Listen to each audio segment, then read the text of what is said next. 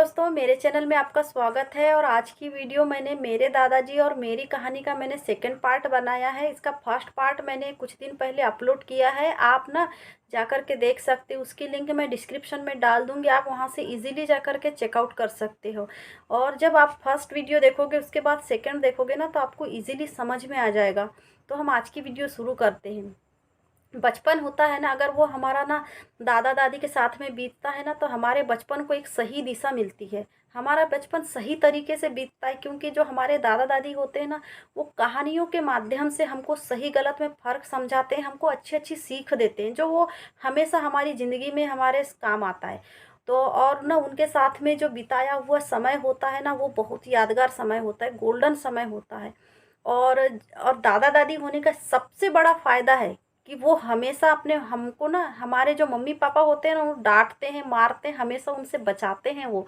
क्योंकि मुझे भी मेरे जब मम्मी पापा और मेरे दो भैया हैं, उनकी डांट से, मार से हमेशा मेरे को ना मेरे दादाजी बचाते थे।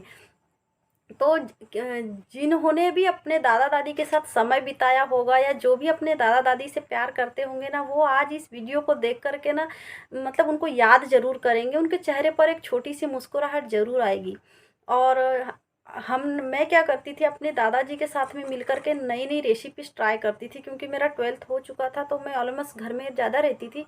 तो जिस कारण से मेरा इंटरेस्ट था कुकिंग में, नया नया रोज़ बनाने का खाना। क्योंकि मेरे दादाजी को खाने का शौक़ था, तो मुझे खिलाने का शौक़ था। उस टाइम दूरदर्शन पर एक 3 बजे कुछ सीरियल आता था, खाना खजाना का जैसा कुछ। तो उसमें मैं रोज़ नई नई रेसिपीज़ देखती थी, और वो दादाजी के साथ में मिल कर के हम दोनों बनाते थे। और जब मेरी बहनें लोग स्कूल से घर आते थे ना, तो उनको स्मेल से पता चल जाता था कि आज दीदी ने कुछ नया ट्राई की है। तो मतलब बहुत मज़ा आता था हम लोगों को। और उसके बाद फिर ऐसी मेरी शादी हो गई। शादी के बाद जब मैंने अपने दादाजी को एक नए रूप में देखा, जो हर समय मजबूत पत्थर की जो चट्टान होती है ना, उस जैसे हमेशा मजबूत रहते थे, वो आज एक बच्चे के जैसे रो रहे थे। उस दिन मैंने उनको रोते हुए देखा। फिर वो बोलते हैं ना, रिश्ता कुछ भी हो, कैसा भी हो, उसमें बदलाव ज़रूर होता है। वही बदलाव मेरे और उनके बीच में हुआ। जब मेरी शादी हुई ना, उसके बाद हम कुछ तो चेंज हो गया था यार। तो मैंने उनको देखा कि शादी के 3 महीने बाद मुझे एक दिन उनका अचानक से फ़ोन आया कि तू घर आ करके। तो मैंने उनको बोला कि दादाजी अभी मैं घर नहीं आ सकती हूँ, क्योंकि मैं शायद 8 या 10 दिन पहले ही मम्मी के घर से वापस गई थी अपने ससुराल। तो मैंने बोला अभी नहीं भेजेंगे जी मुझे। तो बोले नहीं, बोले तू घर आ। क्यों? क्योंकि अगर तू अभी नहीं आएगी घर, तो अगली बार जब तू आएगी ना घर, तो मैं रहूँगा या नहीं रहूँगा मुझे नहीं पता। मेरे को तेरे से मिलना है, तेरे से बात करना है, तेरे हाथ का चाय पीना है, नाश्ता करना है, तेरे को देखना है। तो मैंने बोला दादाजी अभी मतलब पॉसिबल नहीं है आना, लेकिन तुम क्या फालतू की बातें कर रहे हो। तो ऐसा बोल के बात को मैंने टाल दिया। लेकिन फ़ोन रखते समय उन्होंने मुझे एक दोहा या चौपाई कुछ था जो बोले थे, उसका मतलब था उतना एग्जैक्टली याद नहीं है मुझे।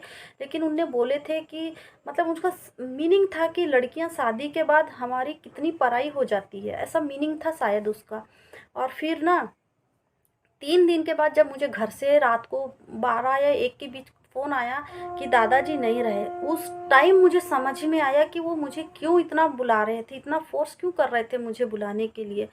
तब ना मेरा दिमाग काम नहीं कर रहा था, मेरे पैरों तले ज़मीन हट गई थी शायद। पता नहीं, मैं अच्छे से एक्सप्लेन नहीं कर पाऊँगी वो सब चीज़। लेकिन वो एक मतलब एक अलग समय था। और फिर जब मैं घर गई ना, तो घर जाने के बाद मुझे समझ में आया कि दादाजी आखिरी समय तक वो मेरा नाम ले रहे थे, मेरे को मिस कर रहे थे, वो मुझसे मिलना चाहते थे, मुझसे बात करना चाहते थे। लेकिन मैं उनकी एक आखिरी जो इच्छा है ना, वो भी मैं पूरी नहीं कर पाई थी।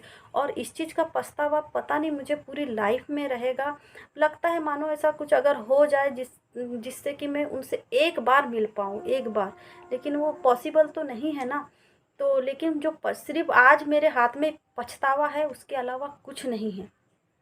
तो यही मेरी आपसे गुजारिश है, रिक्वेस्ट है कि आपके भी घर में जो महिलाएं होती है, मम्मी भाभी या जो भी है, उनको अगर उनके मायके में अगर ऐसा किसी से भी मिलना है, तो आप ना प्लीज़ काम छोड़िए, लेकिन उनको पहले मिलवा दीजिए, क्योंकि अधिकतर क्या होता है ना, हम उनको बोलते हैं कि अभी समय नहीं है, काम है, अभी ये काम है, वो काम है, अभी मेरे पास समय नहीं है, हम ये सोच करके ना उनको मना कर देते हैं, टाल देते हैं। लेकिन थोड़ा रुक के सोचिए कि अगर उनको मिलना है उससे और वो नहीं मिल पाए किसी कारण से, वो तो क्या आप उनको वापस ले आओगे? नहीं ला सकते हो ना। इसीलिए काम का क्या है यार, आज नहीं तो कल हो, काम तो हो ही जाएगा ना। लेकिन समय रहते ना उनको मिलवा दीजिए, क्योंकि उसका जो पछतावा होता है ना, सारे पछतावे एक तरफ होता है, लेकिन अगर किसी की अगर आखिरी इच्छा पूरी नहीं करने का जो पछतावा है ना, वो बहुत बड़ा होता है।